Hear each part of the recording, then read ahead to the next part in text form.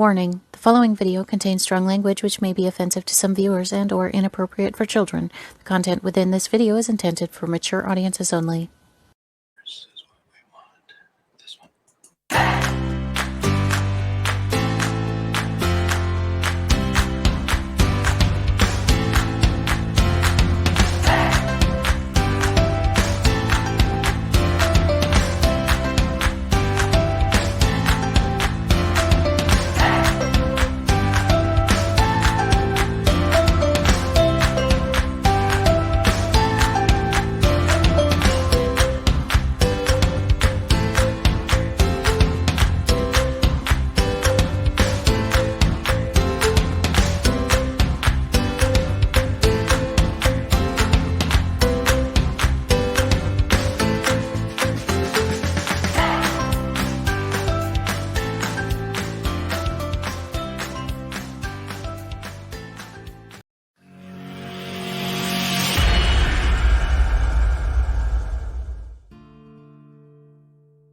Welcome to Meet the Author, where you can join in on insightful conversations with best-selling and award-winning indie published authors. Your hosts today are Rob and Joan, who themselves are indie published authors, book publicists, and paranormal investigators with Tampa Bay Spirits, based in Tampa Bay, Florida. Thanks for dropping by. And now, on with the show.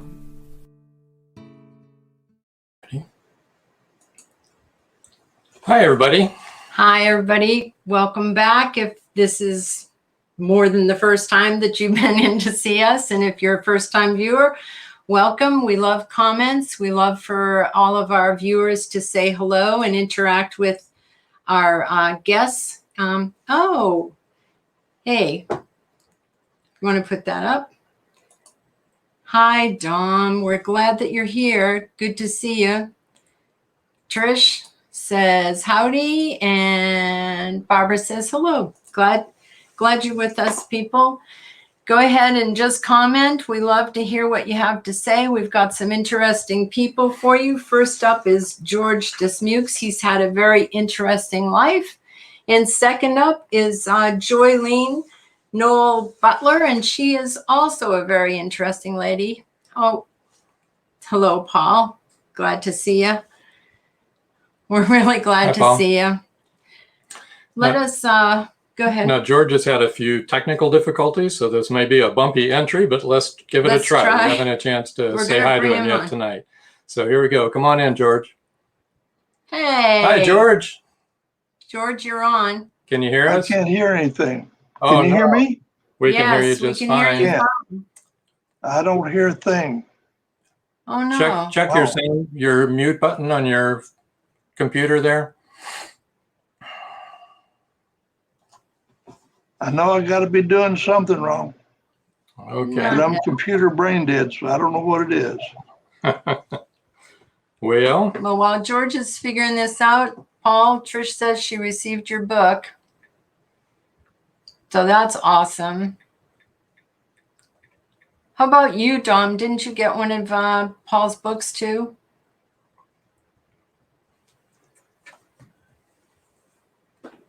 Can you hear us now, George? I guess not. Okay, why don't we switch over. It doesn't make any sense. All right, let's switch over to Joylene. All right. We'll talk to her for a while, and maybe you can work it out. I'll text him in the meantime. Okay, we're going to pop George backstage while he works on his sound issues. And we're going to bring Joylene in. Hello, Joylene. Hi. How are you doing? Hi. I'm good. Hi, Joan and Rob. Good to be here. Sorry about George's. Been there, done that. It's awful when things don't go right. Let us say hello to a few more of these people. Paul says he hopes you like it. I know she'll like it, Paul. And Sue Pearson says hello. Well, hello, everyone. We're so glad that you're here. Enjoy the show. And Joylene, I'm so happy that you're here tonight. I've been really excited. Actually, I've told a lot of people about you coming on. And George also, he's awesome. Joylene, however, is really just She's an Aboriginal person from Canada. And how do you pronounce your band's name? Oh, I'm Métis. Métis, without, you don't pronounce the S, Métis. No, it means mixed. Yes. Let's try and bring. So it's not a band. It's a federation. Oh, it's a federation. Yeah. We're going to try and bring George on. He has a different one on now. Let's see if this works. That'll have all three of us. Oh, wait a minute. George, can you hear us now? Yeah. All right, All George. right. All right, All it takes is pressing the right button. All right. How do we want to go here? Here I am. Hi, Joylene. Hi, George. How are you? I'm better than nothing according to my wife. Well, why don't we just do it like this? Okay, I think the cool was to you because you're mixed. You say Aboriginal, right? From Canada? And Sure. Yeah, yeah, that's a good name. There's a lot of controversy, so it doesn't matter to me. It doesn't matter to me, but some groups say that's not a right word. Some say natives isn't the right word. Some say Indian isn't the right word. So I try not to get into those. Indigenous is another one. And yeah, Indigenous is, yeah. Hey, look who's here. Jillian Trillian and Sue Pearson says, hi, George. And Trish Pipkin says, yay, welcome, George. You made it. It's been a bumpy road, but we sure did get there, didn't we? And Trish wanted to ask you, Joylene, which area of Canada you came from? I'm from Manitoba, but I've lived in British Columbia since most of my life. We live at Clucas Lake, which is in the geographical center of British Columbia. It's about an hour northwest of Prince George, which is 700 kilometers north of Vancouver. Good. Sounds cold. George, how about you? Yes. Would you like to share with the audience where you're from and some of your background? Well, I was born in Mexico. Came to this country when I was 5. Adopted an American family. My goodness. I got feedback. Do you?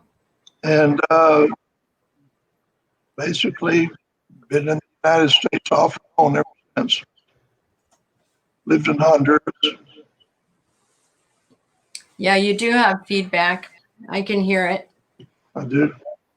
Mm-hmm. But it's It's not too okay. bad. We can still hear you fine.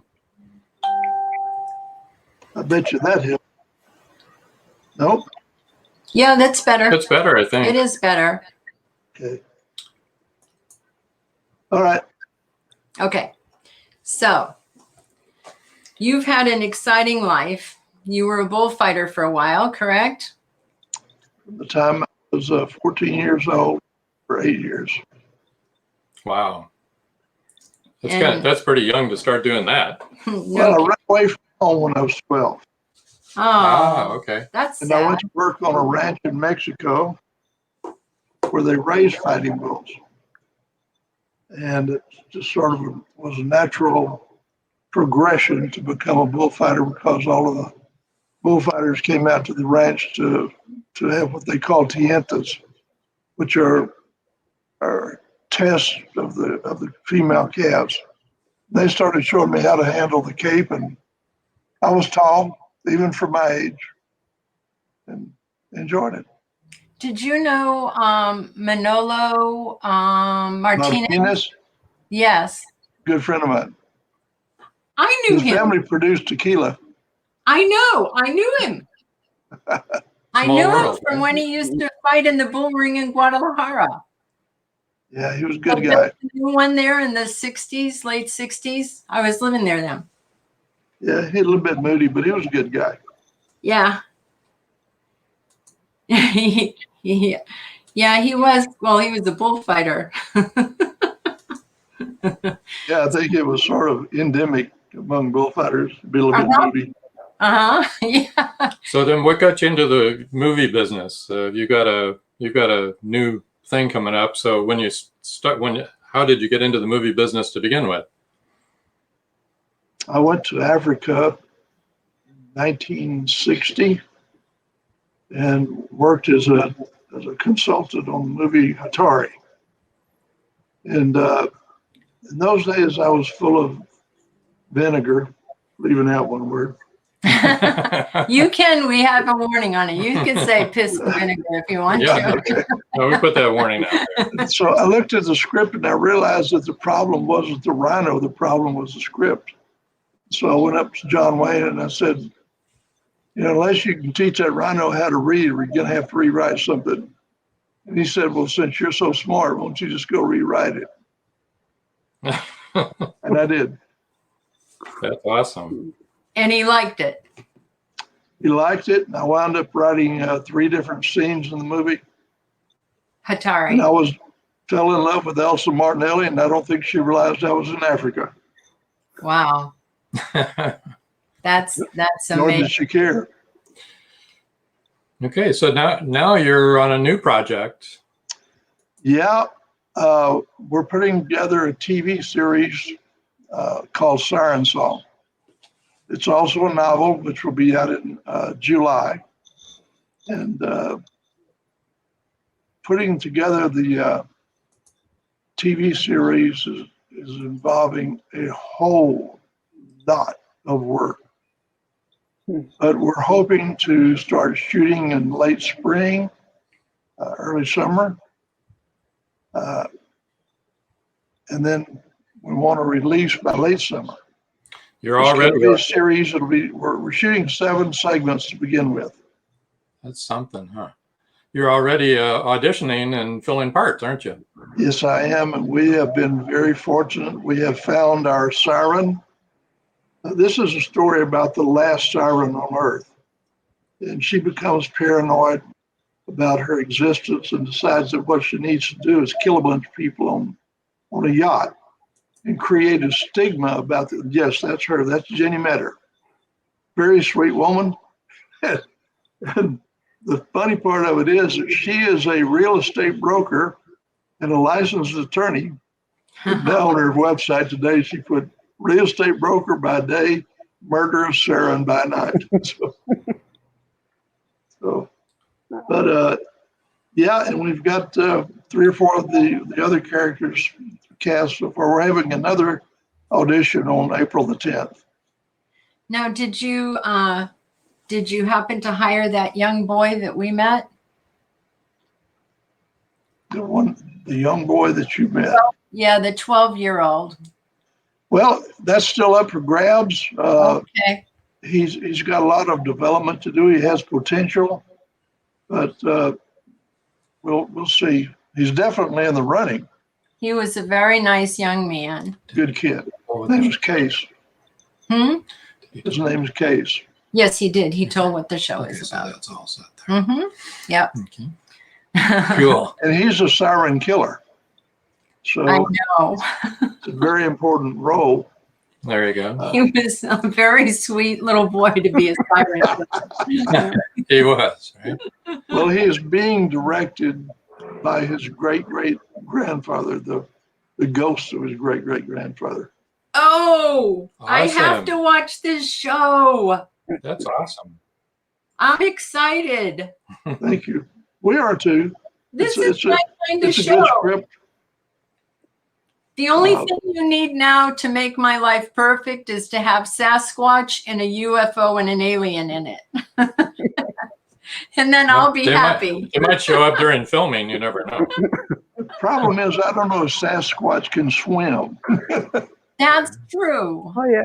But do any of us know? But you know, the UFOs, a lot of them come up out of the water. So I think those aliens can do just fine. Okay, well, Yeah, that's what they say. this show is a little bit impromptu tonight because we had a plan. Technical difficulties. And then we had technical difficulties. We've got a higgledy-piggledy going all around here. So we're going to have 2 book giveaways. All right. They're going to be ebooks. And the first one I'm going to show you is for George, since he was supposed to be on first anyway. And the first 3 people to email his address there, MayanArtIntl International @yahoo.com, will win the book of choice. Now let me show you a couple of his books here. Also, get to the right spot. And the first one is Two Faces of the Jaguar. Can you tell us a little bit about that one, George? Takes place in Honduras. It involves the jungle. It involves a Maya legend, beautiful woman, of course, and a black jaguar, 300-pound jaguar.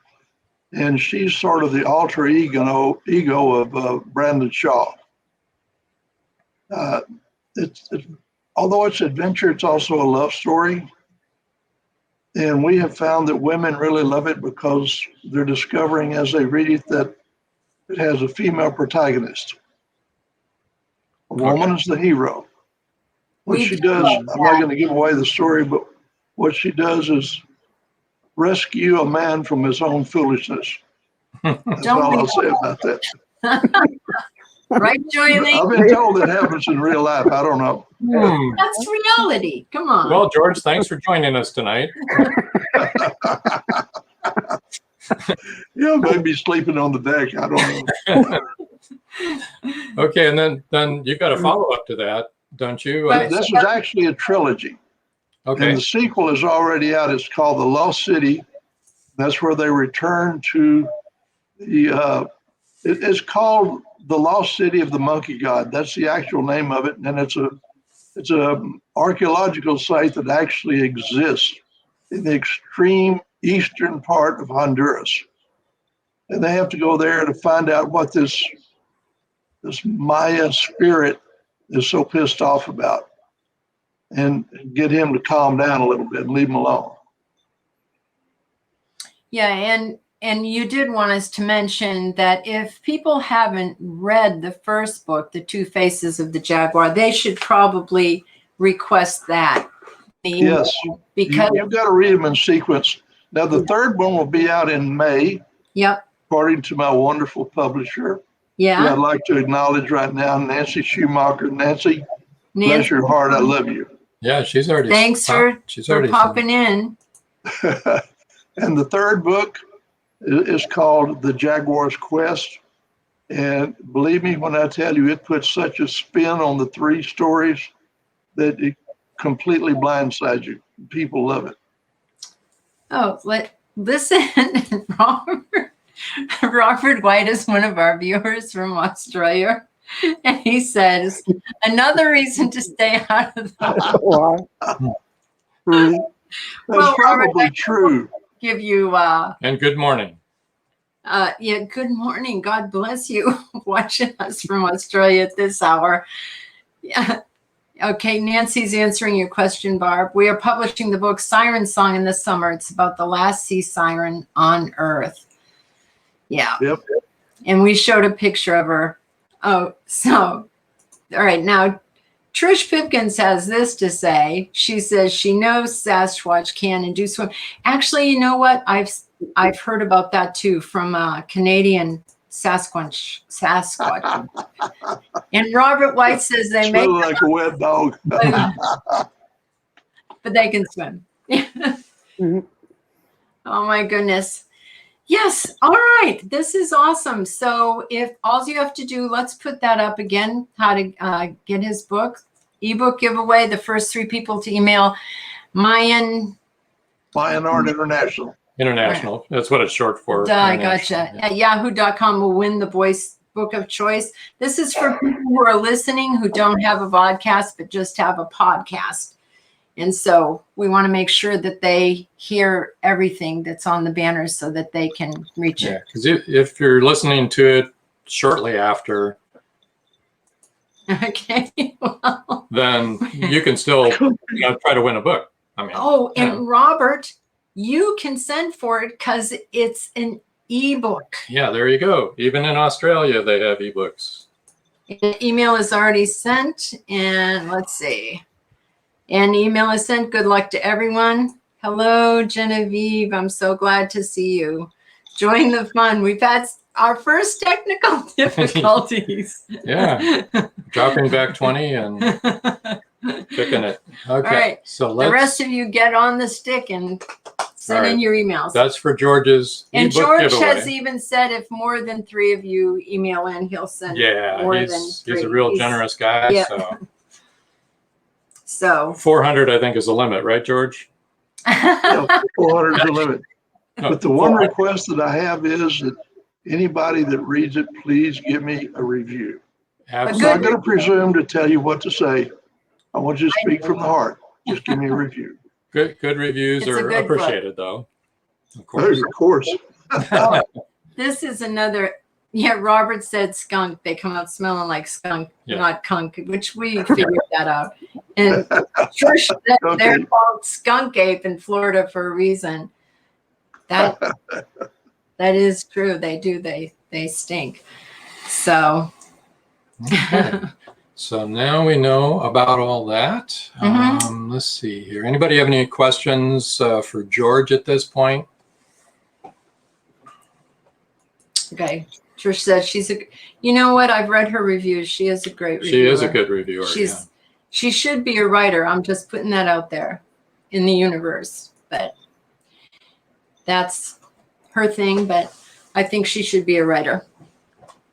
She's articulate and funny, and she writes really good reviews. And after you read the review, you want to read the book. So yeah, good. Okay, and let's see here. How else can people get a hold of you, George? Your books are on Indie Book Source, of course. Yeah, they're on Amazon. They're on a lot of websites. Barnes and Noble, Smash Books, Amazon, Hulu, or is that it? Hulu. You know, and you guys.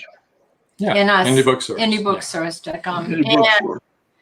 And anyone that goes onto your page on Indie Book Source will get a direct link to be able to purchase your books. So, and you can purchase them just about anywhere, I think, probably Walmart too. Okay, here's some questions. Okay.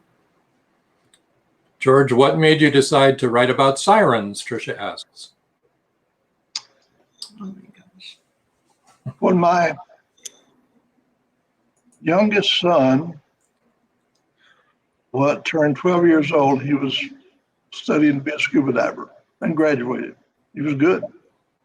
And then he also went to acting school, and he had a very good drama teacher. Her name was Chris Wilson, nicknamed Mama Bear. As a matter of fact, her son is Brandon Smith, which a lot of people know. And somebody said, you know, that you're in the production business, you need to write a script. And so I did. And it was influenced by the fact that my father had 2 boats. One was named the Siren, and the other one was named the Siren 2. So I took off from that. Sort of a nod to my father, who's gone but not forgotten. And we've got another question. I know the answer to this, but yes, we know the answer. But yes, I live where the book is written about. I lived on the north coast of Honduras, just east of La Ceiba, at a place called Cuyamel. And my front door was the Caribbean.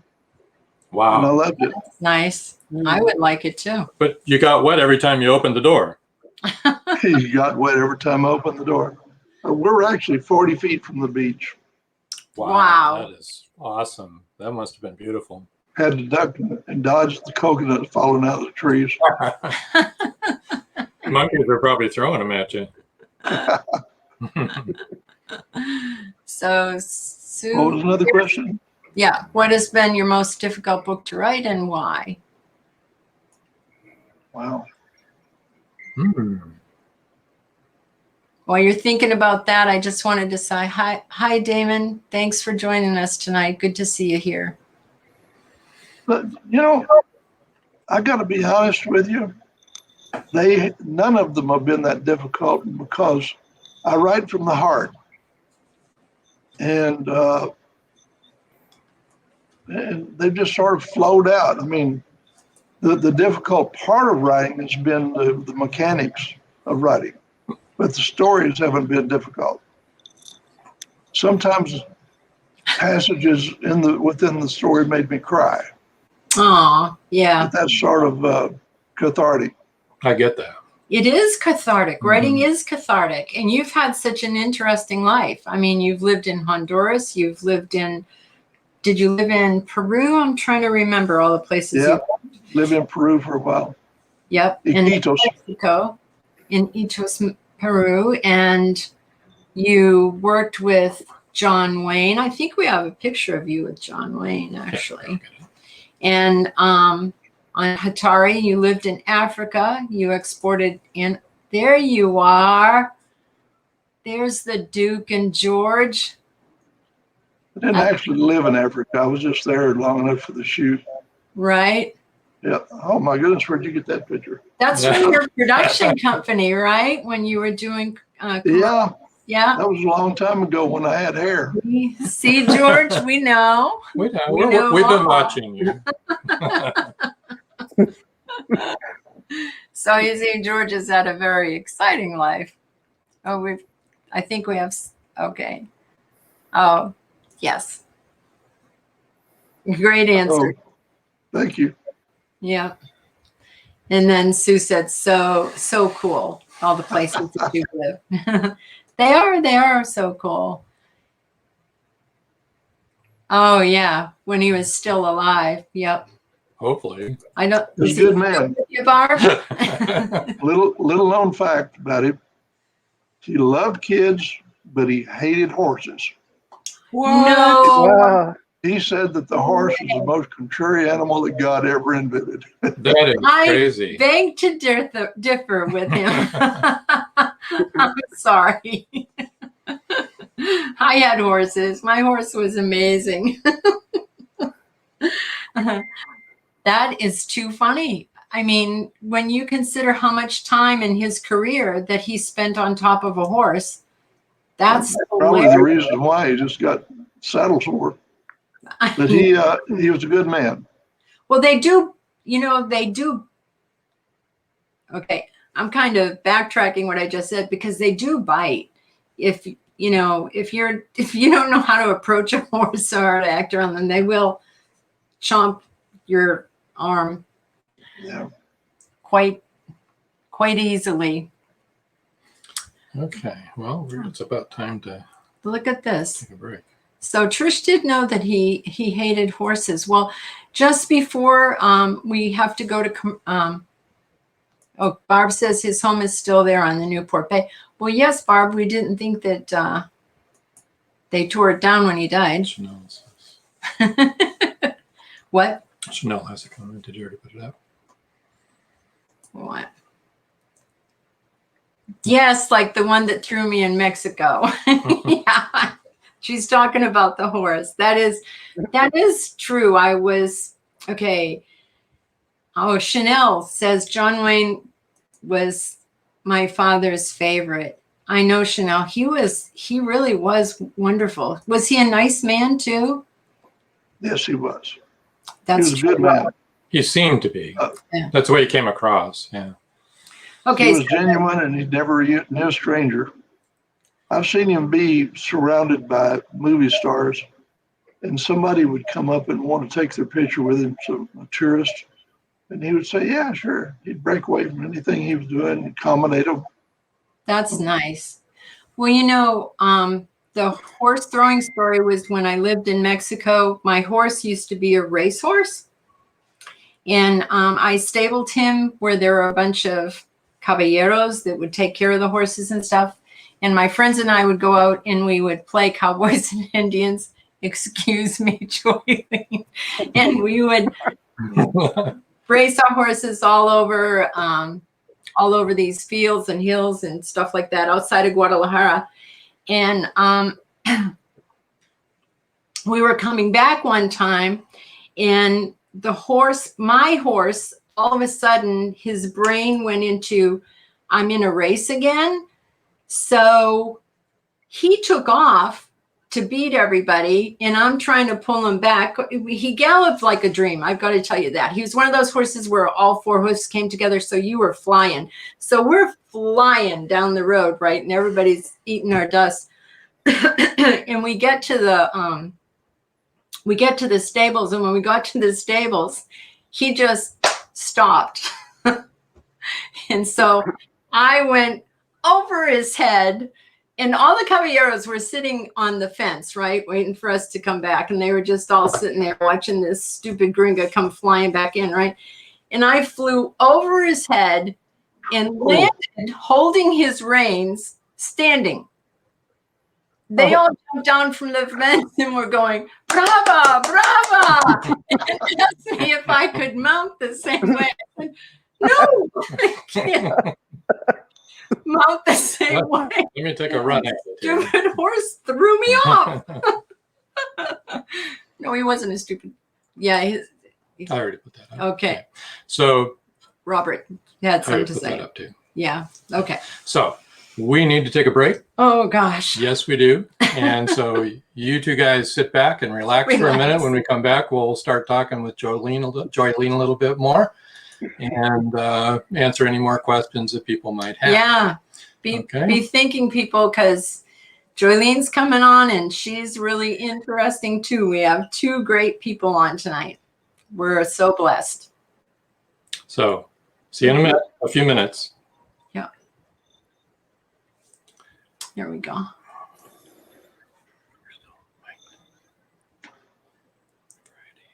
Well, now that I got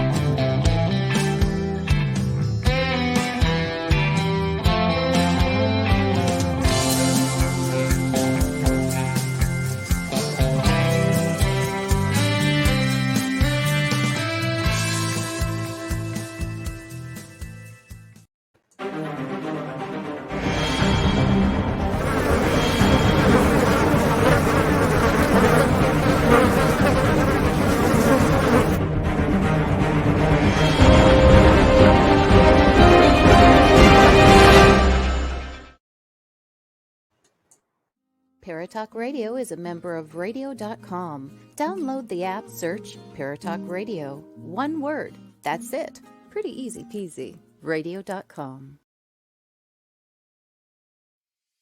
WLFE DB Radio is on Spotify with all its great shows like Across the Pond, Inside the Drag Closet, Step into the Paranormal, Just Cindy, Where's My Sage, Unfiltered Talks with Bryce, Metal Mayhem ROC, Paratalk Radio, Real Talk with Dom, and more. So download the Spotify app today to stay connected to all your WLFE DB Radio shows.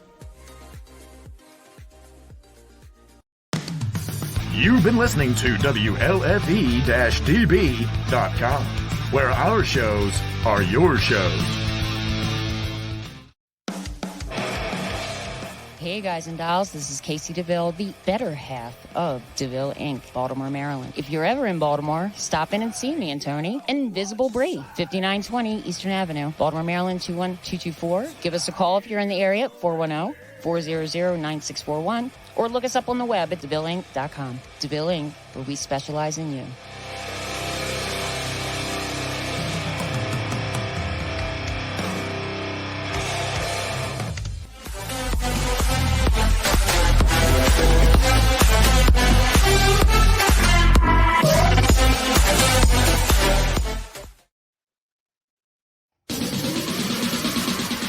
You're listening to WLFE DB Radio. Now, back to our program. I wonder why we got feedback. Don't have a feedback now. No, you haven't had. You haven't had the whole program. So you've been good. Been doing good. All right. Joylene, you're Yes, trying George. bad, honey. Oh, You're up, Joy. Thanks, Well, George. This has been an interesting night so far, let me tell you. Full of surprises. Live radio, you never know what. Just trying to get a caveman on the air to begin with was rough. One thing I did want to say before we would talk to Joylene is we're now on TV too, and you can watch us live on TV if you go to WLF e-db.com, you can see all 3 of our TV channels. And actually, we're streaming there live right now. Wow. I'd have known that. I'd put on my wig. Did you say you were going to dance a jig? Yeah, right. Okay, Joylene, how about if you tell us something about yourself, if you can still remember? Oh, well, I fell off a horse when I was 16. The saddle cinch broke. I was in traction in the hospital for like 2 weeks, I think. That's not funny. Yeah, it took me 20 years to get back on a horse. So, Well, yeah, we were at a full gallop and the saddle cinch broke on the highway. So I landed on my back. Oh. And the horse came back and drooled all over my face. Oh. As if to say, you know, hey, lady, get up. I was 16, I think, yeah. So that was, and the Sasquatch in Canada, they do swim. Sasquatch, okay. Right. I'm glad we cleared that up. When you're from, they have a lot of Sasquatch. Well, your people do too, right? Oh yeah, it's a big long tradition. And also, my brother-in-law was a big John Wayne fan, and he had one of the big, gigantic pictures of John Wayne behind him at the dining room table. So we would all get to see John Wayne while Danny was eating. Maybe that's what George had in that picture. No, just kidding. But anyway, I felt very at home listening to your stories, George, because I could definitely. And I visited the monkey forest when I was in Bali a couple of years ago. So because they're worshipped there too, eh? And they're held, they're held in high esteem. But they scared the bejeebies out of me. So they're quite rude and a little aggressive. Yeah. What kind are they? Oh, I have no idea. I didn't get too close. We were walking from the ice cream. There was a little ice cream cart just across from the entrance into the forest. And my friend and I were walking with ice cream in our hand. And this monkey could run up her back and over her shoulder, grab the ice cream and hung on. And she's screaming. And I'm in shock because I didn't. And then afterwards, she told everyone that I never did a thing, didn't even try to save her. I wasn't quite sure but one of the caregivers or carekeepers across the road made a grunting noise, very loud, and the monkey jumped off of her and ran away. Wow. So that was my experience with monkeys. Yeah, you were smart to be concerned about them. Before we go much further, let's get your ebook giveaway out here so people will have time to respond. And there we go. The ebook giveaway for Joylene is going to be the first 3 people to email joylene.butler@gmail.com. And you'll win one of 3 of her books. And she's going to talk about her books here in just a second. Yeah. Actually, you can talk about them right now, Joylene. Yes. I have 3. They're connected, but you don't have to read them in sequence. The first one is Dead Witness. It's the story of a Canadian woman on a short vacation in Seattle, and she witnesses the execution of 2 FBI agents, and she's put into witness protection against her will and fights back. The second one is called Maskey, Woman Who Broken But Not Dead, and it's the story of a Métis professor who teaches. She's head of the English department at the University of Northern British Columbia, and she's stalked by the one there, Broken But Not Dead. And she is she's the victim of a home invasion. And when it's over, because she doesn't know who her assailant is, and he threatens her daughter, so she uses her resources and tracks him down. And the third one is Matawak, Woman Who Cries. Right here. Matawak, Woman Who Cries. Mm-hmm. And it's the story, it's the sequel to Maskey, Broken But Not Dead, but in a sense, it's the mother of 2 boys that are in the first book. And she finds her husband dead on the kitchen floor, and an Aboriginal RCMP officer named Danny Killigan investigates the crime, and there's a bond that grows between them because they're both victims of grief and loss. And so those 3 books are available in ebooks. And then I have a 4th one that's coming out this year. I'm not sure what month or anything. We haven't even got a cover yet, but it's called Kiss of the Assassin, and it's a political thriller about the Vietnam War. It's about a Russian agent, mercenary, and a American sergeant in the Marines, and how they meet, and it spans like 20 years. That's about, yeah. So, and I'm also working on a children's book, and my latest, the one I'm working on right now, is called Shattered, and it's about a man who investigates his wife's murder, and she's killed in Gastown in Vancouver, and the investigation sends him to England to try and find out why she was targeted. Yeah, the stuff I love to read too, Trish. Just wanted to say hello to Tanya. This is her first time listening. Welcome aboard. Welcome aboard. We love having you here. Those do all sound really good. And so I think it's great that you're writing children's books too. It's good to branch out. Look who's talking. The person who's been sitting on a story for 7 years. Joylene was encouraging me to go ahead and write a story that I haven't written yet. If anybody has any questions for Joylene, now would be a good time. Mm-hmm. And just to say out loud, where can we reach you, Joylene? What are your web pages, your Twitter, all of that? My books are all available on Amazon and Barnes & Noble, and they're also available at Indigo chapters in Canada. I don't think they stock them on the shelves anymore. They usually don't after they've been around for a few years. They take them off unless you have to order them. And my website is joylenebutler.com. I love to hear from my readers, and like George, if you do read one of my books, it's an honor if you'll do a review. It really helps us a lot. I do a lot of reviews, so I understand how valuable they are. And you have authors. You have like a mailing list, newsletter kind of thing, or no? I don't. I know I'm supposed to. I know I'm. I don't have a newsletter, and I've been asked many times. I have 3 publishers, and they've all kind of said, hey, but I don't think I'm very exciting, so I can't imagine what I'd write about every month. You still have a blog going? No. You have a blog, right? Yes, I do have a blog. Okay. I have 2 guest writers.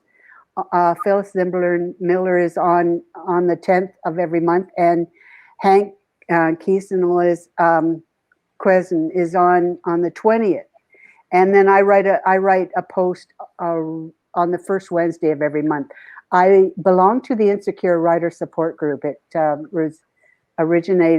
was created by Alex Kavanaugh, and we've got about just under 200 members, and we just get together the first Wednesday every month, and we just listen to what anybody has to share, if they've got encouragement, or if they've hit a wall, or if they're just feeling kind of in a slump, and we just try to help. And we have a lot of resources on Insecure Writers Support Group for writers at every stage in their careers.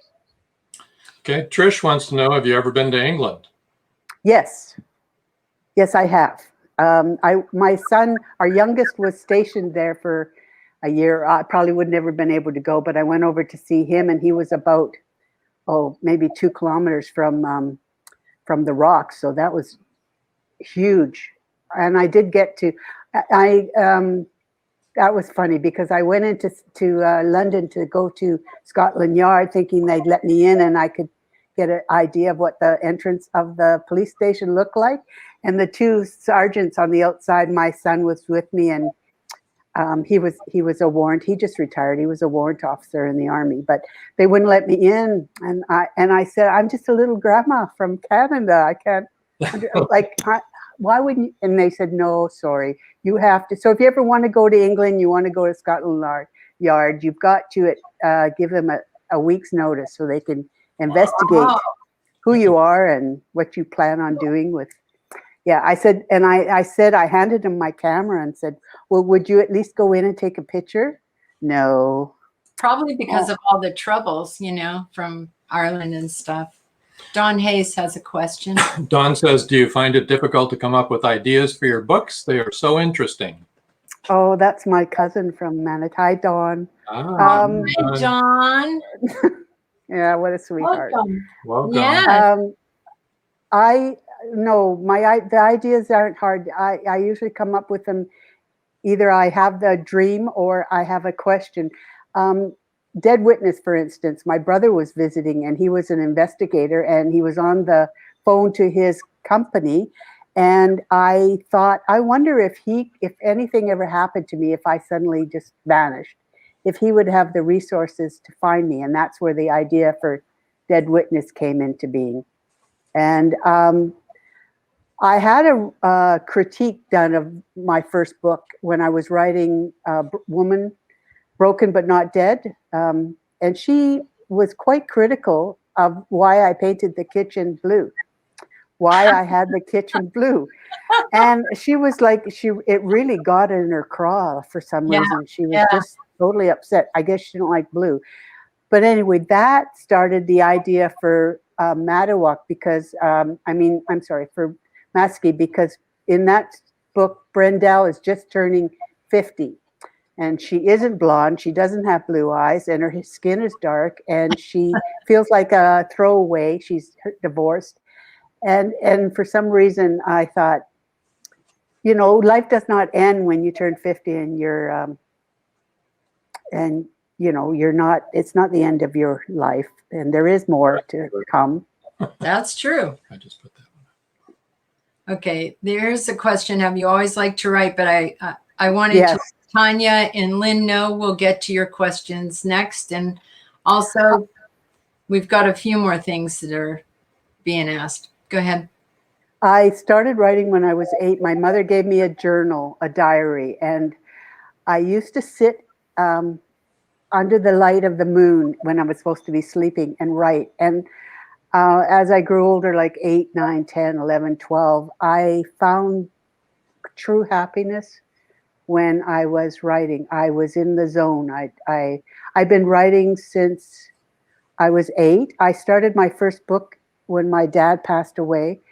I was going to write his book, and it was called Always Father's Child. It took me 7 years. And when it was finished, I read it, and it was horrible. And but by then I was hooked on the process. I was hooked on writing. I felt alive when I was writing. And so then I started Dead Witness right after that. And then while I was writing Dead Witness, our oldest son was killed in a car accident.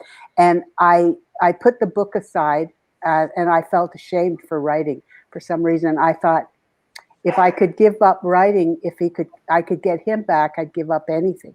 And so I didn't write for about 18 months. And then I was making the bed one day and it just, this powerful feeling came over me, like, this is who you are. This is who you're meant to be. This is who you must write. So I started back and then I wrote, I think I've written six so far, 4 published, or 3. Do you live full-time in Canada, Lynn? No. Hi, Lynn. She knows I don't live full-time. No, I live in Mexico. We're here. We've been here since 2019. Because they won't. We don't have a winter home in Canada. So when the pandemic came, we just stayed here because we didn't have anywhere else to go. So we've been here ever since. We've been here for off and on for 7 or 8 years, something like that. Now, this is a good question. It's from Tanya, and I think all 4 of us here have opinions on this. Thank you. Looking to get some info on how to get started with writing novels and possibly publishing original material for a book and or a series for TV. I have spoken a bit already to George. My only experience is in music videos because I am an artist-songwriter. So I think that was directed to you. The resources online are endless. You could spend the rest of this year just doing research on how to write a book. When we started, George and I, there was no internet. There was no resources. You went to the library and stayed there until they kicked you out. And even then you hoped that they had resources. And a lot of times you have to order the book in. But now what's out there now is just incredible. If you have the passion to write, you just do it and don't let anything stop you. I wrote at night after my 5 sons went to bed. I wrote until I was exhausted, and then I got up in the morning and wrote until they got up sometimes I'd get up at 5, 6:30, and that was on an IBM computer or keyboard in those days. And then they came out with that eraser tape. I thought, oh my God, I've died and gone to heaven. What an upgrade. I remember that. That was an upgrade. That was an upgrade. Yeah. So Carrie Ann says, it's always great to hear what Joylene has in the works. I'm just hoping she'll be coming back to Canada soon. Any book promotional tours on the horizon? Hint, hint. Well, I do belong to the Friends of the Library, so I'll contact them when I get home. They sponsored me on a tour of BC when I came out with Broken But Not Dead, and I promoted those 2 books. And I traveled all the way to Vancouver and then through the Kootenays, and it was quite exciting. There was a couple of times when me, the librarian, and my best friend were the only person at the reading, but you read anyway. It's all good experience. That's such an encouraging thing to hear about writing. Thank you for that answer. This is what Tanya said. Yeah, it is. I think you just need to write and write and write and write. And you can indie publish. We're calling it indie publish now. It's taking the stigma away from self-publish. We've talked about this before, Joylene, how that used to be a stigma, but just like indie movies are now a great thing, so are indie published authors, and that's a good way to find a publisher. Just indie publish your book and write it and get a good editor before you publish it. Oh, yes. Editors are worth their weight in gold. Yes. They're going to take a lot of words out and you won't like it. Tanya says, thank you so much for that info. I've been focusing so much with songs right now. I will email and give you some background. Thank you. Thank you. Yes. Yeah, it's really, I would like to encourage everybody that wants to write. Absolutely. Like George had said earlier, it's very cathartic. It is that. Yeah, your Insecure Writers group, how does someone get a hold of that if they feel insecure about their writing and would like to join a group like that and be supported? Well, that's the name of the blog, insecurewritersgroup.com, but you can also find the link on my blog because I work with them once a month.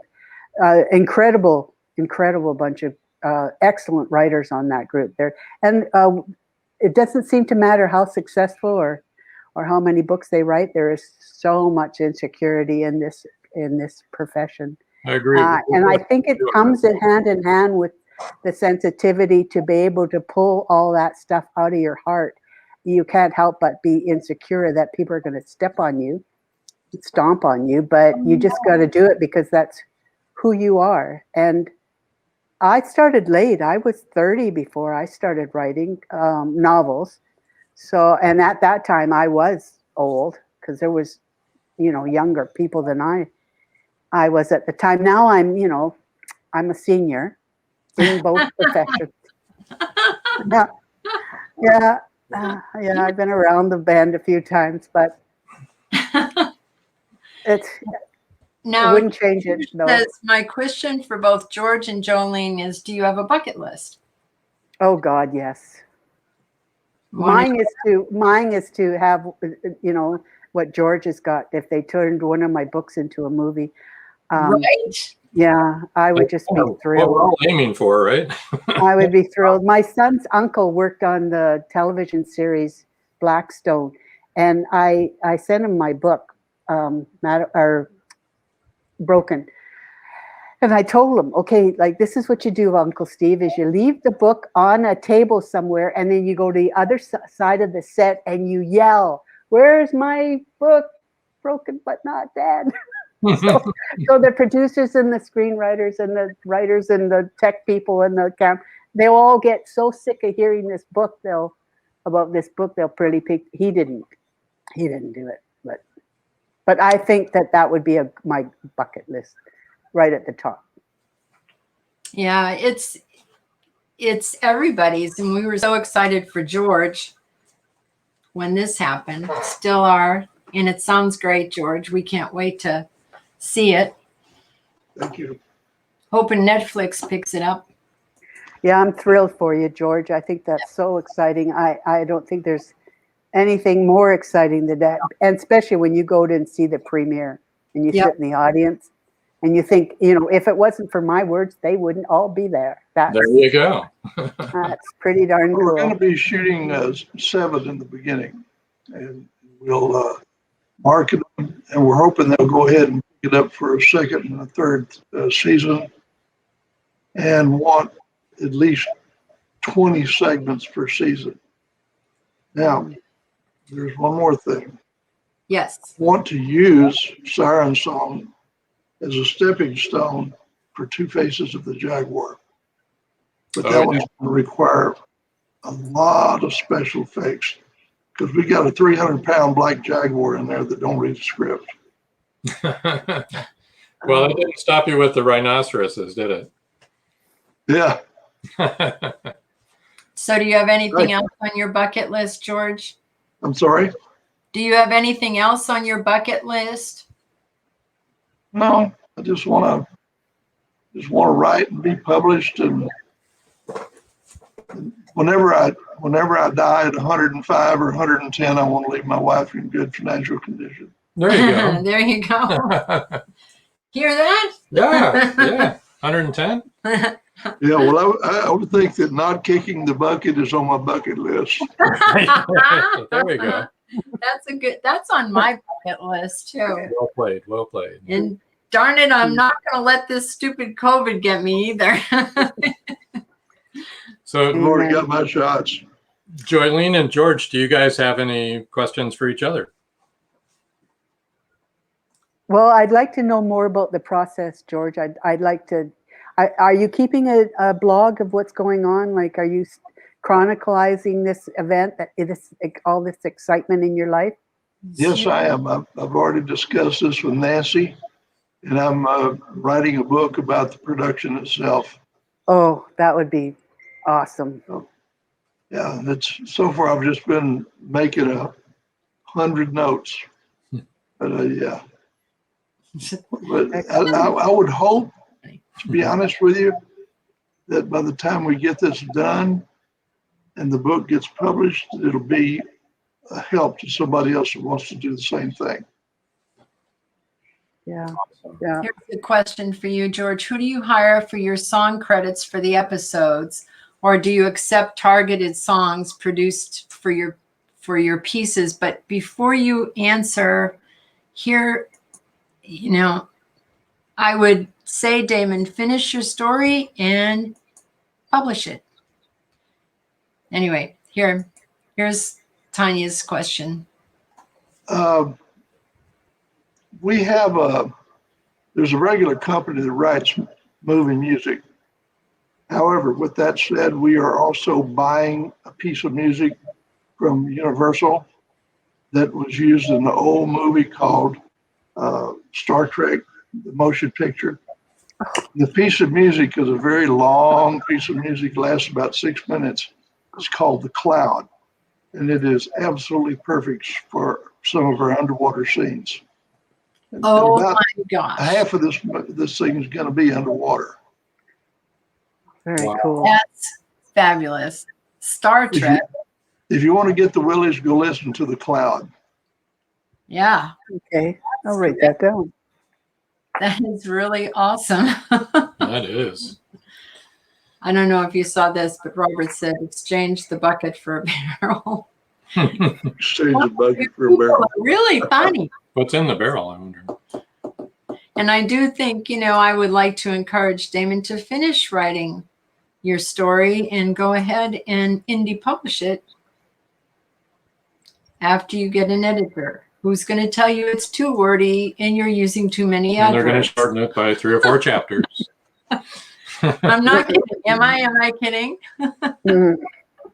So Joylene, you're living on the west coast of Mexico. Does that give you any writing ideas being down there? I've actually used the Baja was in my first book, Dead Witness, because we spent a couple of years there before we came to Bucerias. But so that was in, yes, it'll probably be, I'm sure it'll be in feature. I think I even used it in, no, maybe not, but I'm using it in one of the stories I'm writing now. You can't help it. It's so different here. People don't understand. Just for a kick, I take my phone sometimes and I go to the grocery store and I videotape the store because some of my family in Canada have no idea where I get my groceries from. Like they're just, when I go to a regular grocery, just like we have in Canada, I buy off the shelf. Yeah, but as for indie writing, I think that, or publishing, it's not so easy in Canada. We don't have the distribution that you have in the United States. So in Canada, it's a lot harder to be an independent because it costs a fortune to package your books and ship them off. I was lucky because I published my first novel by myself, and I only had 400 copies made, and they sold in the first week, and I lucked out and got a publisher right after that, or I would have never been able to afford to. It costs a fortune. It's $7 to send a book. One. Yeah, so you can't do it. That Can't adds do up. it up there. That adds up. Here in the United States, it's much easier to be indie published. Yes. So Yeah. I tell 2 different stories depending on who I'm speaking to. If it's an American writer, sure, go for it. But if it's a Canadian, it's not so easy. Yeah. And we've only got I think maybe less than 20 literary agents in the entire country. Oh, there's probably, I don't know, 3,000 or 5,000 in the United States. So you don't have a chance. There's very little chance of getting an agent. I had one for a while in New York, and she sat on my book for 2 years because she had more important clients to deal with. So I haven't had an agent since then, but it's a lot more work. My bucket list would be to be so successful. All I'd have to do is write, and somebody else would pretend to be me and go off and do all the book readings, and that would be pretty cool. Get my twin out there. Yeah. It's stressful. It is stressful. I know it is. But your readers really love you, and they want to meet you and want to talk to you. And yeah, it gets easier. The more books you write, it does get easier. And they, when I first started, I'd go to a grocery store and, do a little display of my book and sit and then stand there with this stupid grin on my face. Well, people come in to get the groceries and they look at this lady think, they let anybody into these stores. Yeah. But it gets easier. And then the last one I did, I had 3 books by then. So I guess I looked a little more credible, not quite as scary. Credible. Yeah, I remember our first book signing. It was really, that was terrifying to say the least. We sold books. I do them in restaurants. You do? Yeah. Oh, that's great. We have another friend that does them in restaurants. Yeah. People come in the restaurant and get about half plowed, and first thing you want to do is buy a book. Want to buy a book? Yeah. Sure. I get half plowed with them. So I should be selling in the bar I should go to the bar with a bunch of books and about 10 Haven't o'clock tried that at yet, night. but all of the restaurants that have might be bars. better than, see, restaurants in Canada don't often have more than wine. So, it takes a long time for somebody to have enough drinks to buy your book. That's right. For goodness. Looks like Tanya has a question for you, George. How did you come to move to LaPorte, Texas? What brought you there? LaPorte? Yeah. I don't live in LaPorte. You don't live in LaPorte. You live in Houston? I live in San Leon. San Leon. Okay. San Leon is how'd you get there? halfway between Houston and Galveston, right on the coast. Okay. What brought you there? I come here. I don't know. I think I took a left turn at Dallas and got lost. Okay, that's There's good. no snow. There's no snow there. That's one reason. Well, we live right on the water. In fact, the front yard is right on a canal. We built a gazebo that hangs off into the canal.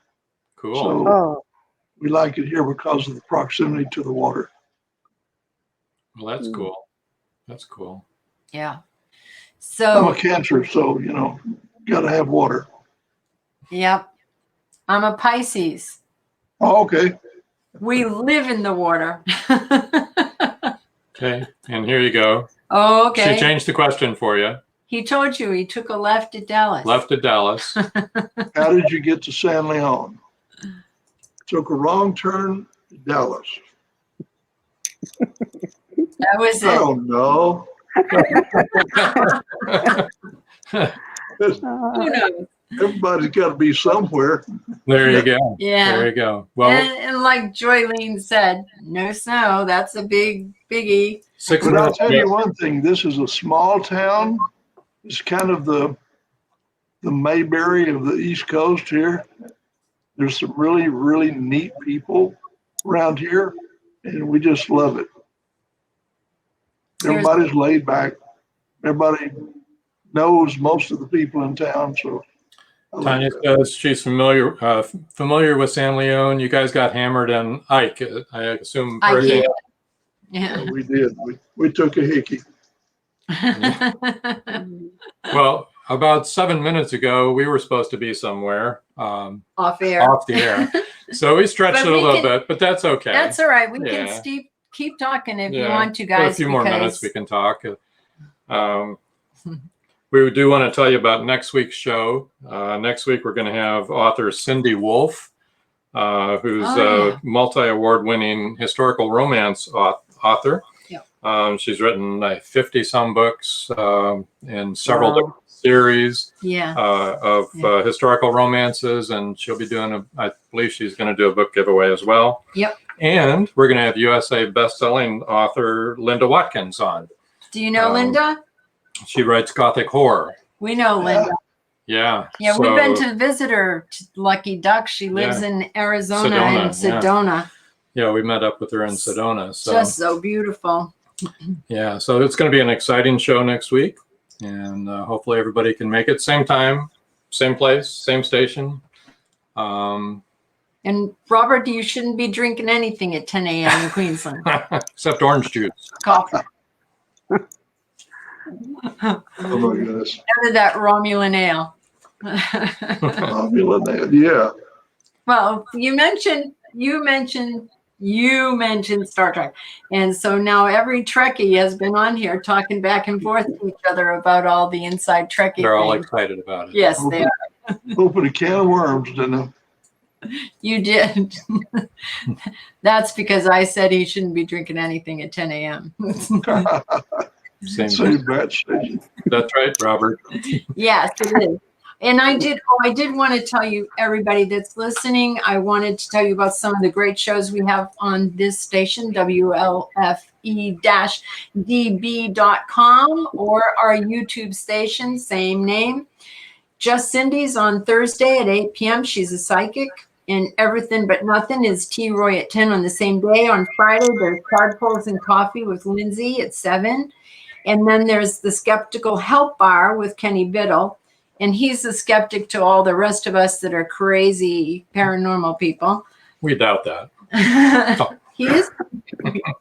We doubt that he's really a skeptic. On Sunday, there's Across the Pond with 2 Brits and 2 Americans at 4 and Step into the Paranormal with Ernie and Dave.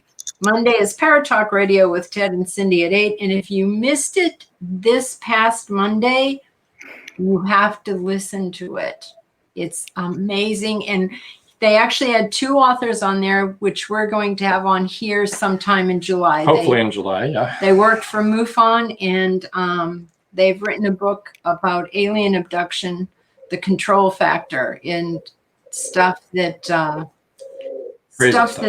they know is true. And on Tuesday is the creepy parlor with our friend Genevieve, who's on here. And Where's My Sage with Mike and Christy. So lots of interesting, diverse shows. Something for everyone. Something for everybody, that's for sure. Mm-hmm. So we've enjoyed this so much. Oh, yeah. Yes. Every one of our shows we've enjoyed. We love our authors. You guys are all so creative and smart. I just can't hardly stand it. Thank you for having me.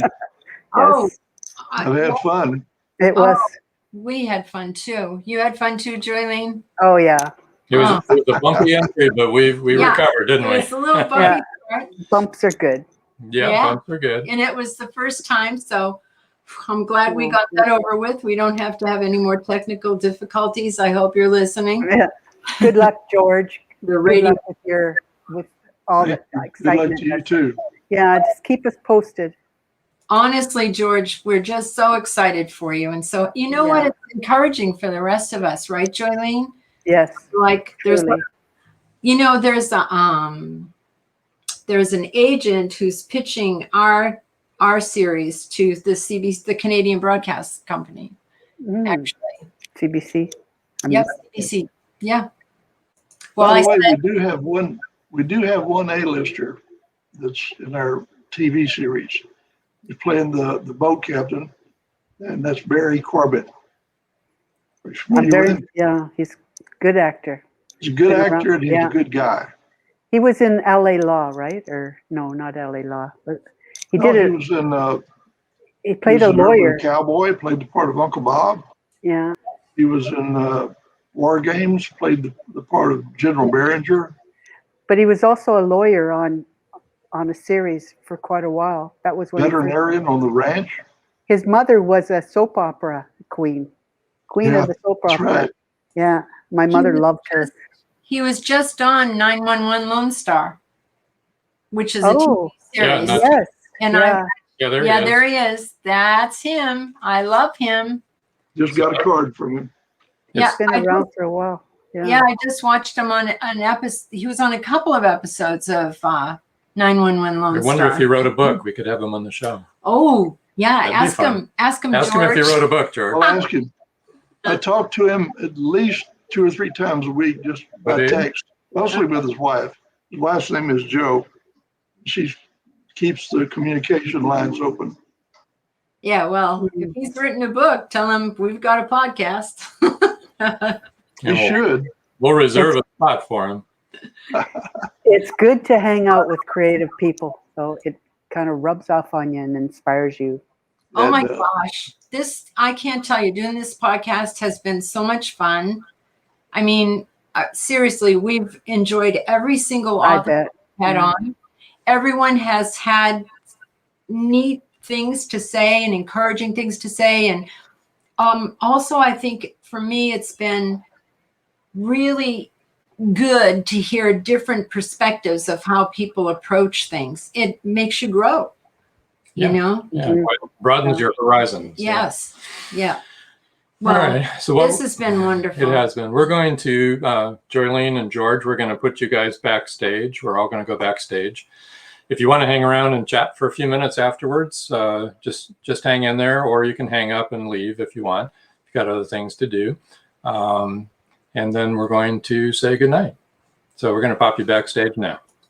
Good night, everyone. Good night. Wonderful to have you. All right. I think I see one more comment here. One last comment. Yeah. Yep, we're all getting through the COVID. Thanks for joining us tonight, everybody. We've had a wonderful time. We've enjoyed all of your comments. We like that more than anything. When our audience joins in like that, it makes the show wonderful. It's your show, and you make it great. Right. So for now, we'll say goodnight. On to the next. On to the next. Thank you for joining us here on Meet the Author. Make sure you stay up to date with our show by clicking like, follow, and share. And you can find us on Spotify, iTunes, and more. See you next time on WLFE-DV.com.